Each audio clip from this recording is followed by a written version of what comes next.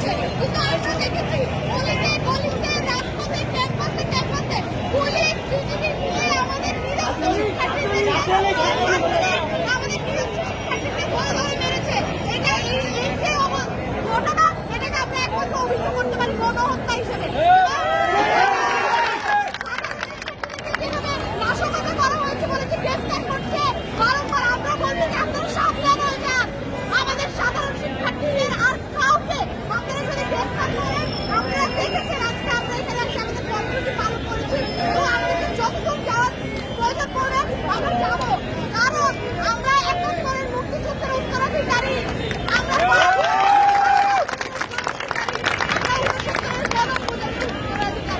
আবার যখন প্রয়োজন পড়েছে দেশের, আমরা এসে রাস্তায় নেমেছি এবং আমাদের যে কর্মসূচি বিভিন্ন আমাদের যে ৯ দফা দাবিকে সামনে রেখে আমাদের যে কর্মসূচি সেটা আমরা পালন করেছি এবং আমরা সামনে ওই ৯ দফা দাবিকে সামনে রেখে আমাদের আন্দোলন এগিয়ে নিয়ে যাব এবং আগামী শুক্রবারটি আমরা আরেকটি আমাদের প্রোগ্রাম রাখছি, সেখানে প্রেস ক্লাবে চিন্তাবাদী আমাদের সরকারের কর্মসূচি থাকবে আসার আহ্বান জানানোর সত্যি।